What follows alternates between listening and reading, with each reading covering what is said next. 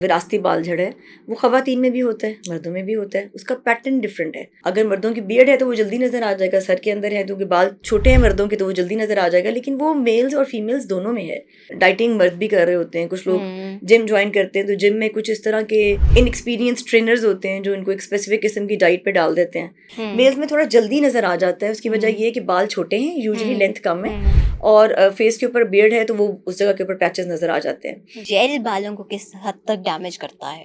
Hair की जो products आप यूज़ करें उनको अच्छी क्वालिटी का होना बहुत ज़रूरी है। अगर वो अच्छे ब्रांड्स की अच्छी प्रोडक्ट यूज़ नहीं हो रही या आप रेगुलर डेली बेसिस पे यूज़ कर रहे हैं तो दे कैन डैमेज। अच्छा, मर्दों के बारे में भी थोड़ा सा बात कर लेते हैं, क्योंकि अक्सर ऐसा होता है कि अपने पॉडकास्ट में मैं हमेशा ख़वातीन की बात करती हूँ तो वो बेचारे मर्द आगे से कहते हैं कि मर्दों के बारे में भी पूछ लिया करें, तो ये सवाल स्पेशली उनके लिए है।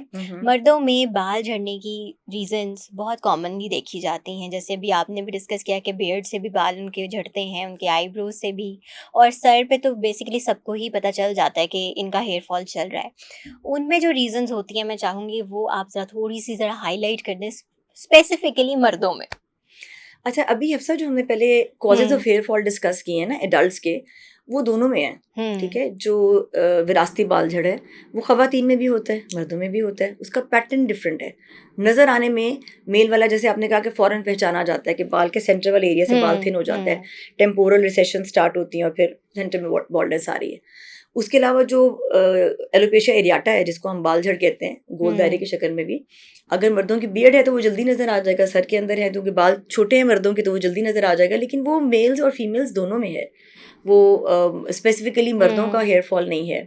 इसी तरह जो मैंने बाकी बताया था टीलोजन एफ्लूवियम, जैसे डाइटिंग मर्द भी कर रहे होते हैं, कुछ लोग जिम ज्वाइन करते हैं तो जिम में कुछ इस तरह के इनएक्सपीरियंस ट्रेनर्स होते हैं जो इनको एक स्पेसिफिक किस्म की डाइट पे डाल देते हैं, तो उनकी बाकी जो हेल्दी कंपोनेंट्स डाइट के वो मिसिंग हो जाते हैं। तो वो डाइटिंग का फैक्टर ऑल्दो फीमेल्स में ज़्यादा है, लेकिन बहुत सारे मेल्स में भी है। शादी से पहले अपने आप को बिल्कुल एक वो ट्रिम एंड स्लिम लुक देने के लिए वो भी बड़ी क्रैश डाइटिंग कर रहे होते हैं, तो वो उसकी वजह से हो जाएगा hair fall. Vitamin D deficiency के साथ, या जो अंडरलाइन थायराइड प्रॉब्लम्स हैं, ऑल्दो मेल्स में कम हैं, लेकिन अंडरलाइन जो भी हमने चीज़ें डिस्कस की हैं, डायबिटीज़, अगर अर्ली टाइप 1 डायबिटीज़ हुई हुई है, इनके साथ, जैसे पिछले दिनों में जब से हमारे पास कोविड होके हटा है, फिर डेंगू का सीजन, तो इन सब के बाद हेयर लॉस होता है, तो वो मेल्स में भी हो रहा होता है। ओके, ठीक है, तो ये सारी रीजंस जो हमने एडल्ट की डिस्कस की थी वो मेल्स में भी हैं। मेल्स में थोड़ा जल्दी नजर आ जाता है। उसकी वजह ये है कि बाल छोटे हैं, यूजुअली लेंथ कम है, और फेस के ऊपर बियर्ड है तो वो उस जगह के ऊपर पैचेस नजर आ जाते हैं। इवन जो कॉस्मेटिक हेयर लॉस है, मेरे पास ऐसे बहुत सारे पेशेंट्स आ चुके हैं जिन्होंने, मेल्स ने भी अपने बालों को,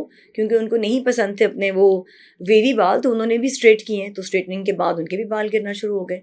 राइट। ठीक है, तो ये चीजें मेल्स, अलग से स्पेसिफिक कोई ऐसा हेयर फॉल नहीं है जो सिर्फ मेल्स में आ रहा है और फीमेल्स में नहीं आ रहा। ओके, अच्छा, वैसे मर्द जेल का इस्तेमाल भी काफ़ी करते हैं, तो वो जेल बालों को किस हद तक डैमेज करता है? देखिए, वही अगेन ये कॉस्मेटिक हेयर फॉल में आएंगी, तो वो हेयर की जो प्रोडक्ट्स आप यूज़ करें उनको अच्छी क्वालिटी का होना बहुत ज़रूरी है। अगर वो अच्छे ब्रांड्स की अच्छी प्रोडक्ट यूज़ नहीं हो रही या आप रेगुलर डेली बेसिस पे यूज़ कर रहे हैं तो दे कैन डैमेज।